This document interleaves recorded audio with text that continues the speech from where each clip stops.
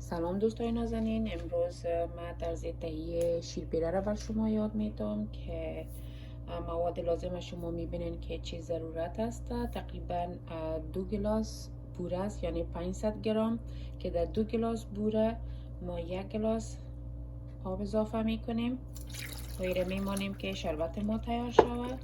تقریبا 3 گلاس ما اینجا شیر خشک گرفتیم که شیر نیدو است.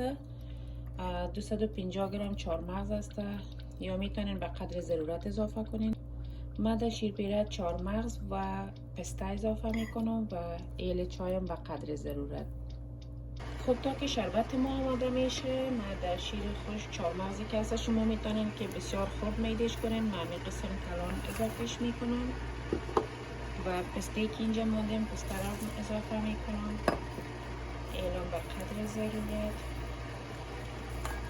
و ایره خوب مخلوط میکنیم و منتظر میشیم که شربت ما آماده شود.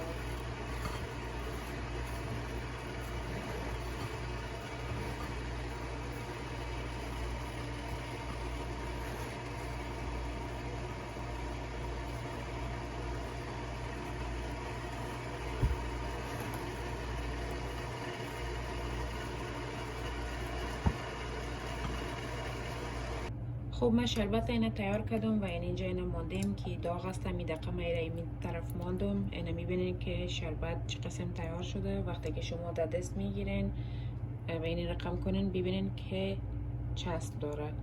اگر شربت از پیش شما آگین تیار شود در شیر اضافه کنین، باز شیرپیره بسیار چسبوک میه و خود جمع نمیکنه و اینه شما دیدین که شربت ما آماده است. این حالا ما ایره در شیر اضافه میکنیم. وقتی که شربت شما اضافه میکنین، شربت باید گرم اضافه کنین. شربت یخ باشه شیرپیره خراب میشه. ما شربت اضافه میکنیم کم کم کرده و ایره خوب مخلوط میکنیم.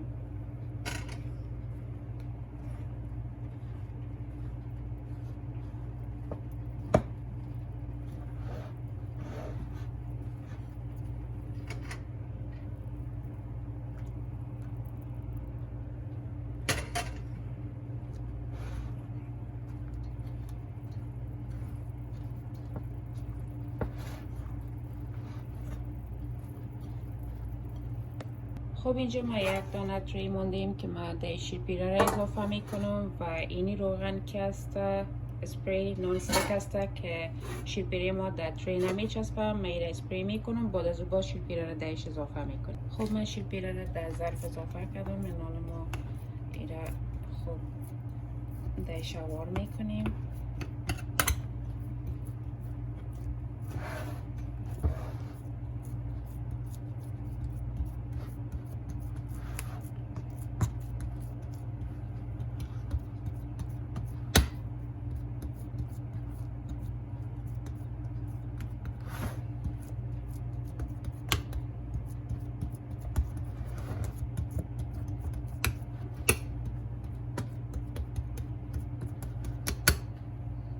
خب در رویش کمک از پسته و ایل میده شده ما پاش میتونم برای گارنشش.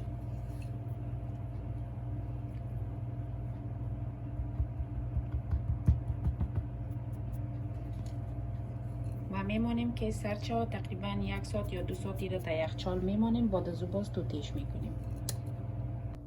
خب تقریبا 2 ساعت ما شیرپیره را در یخچال ماندم و این شیرپیره ببینین که خوب تیار شده. نوعی را از آب جدا میکنیم و توتیش میکنیم.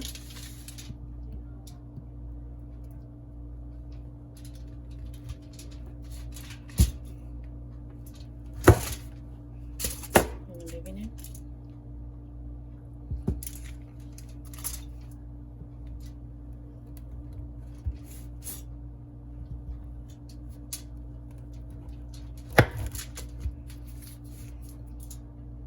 خب دیدین که چقدر آسان تیار میشه و اینه ببینین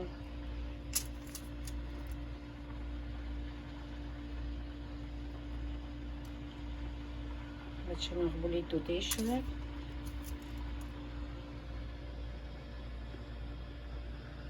خدا کنه که خوشم آمده باشه. تشکر دوستای نازنین.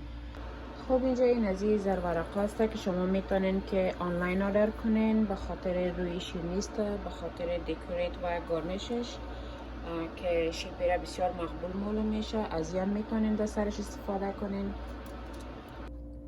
خب دوستای نازنین، این دیدین که چقدر آسانی شیرپیره تیار شد و چقدر مقبول تیار شده.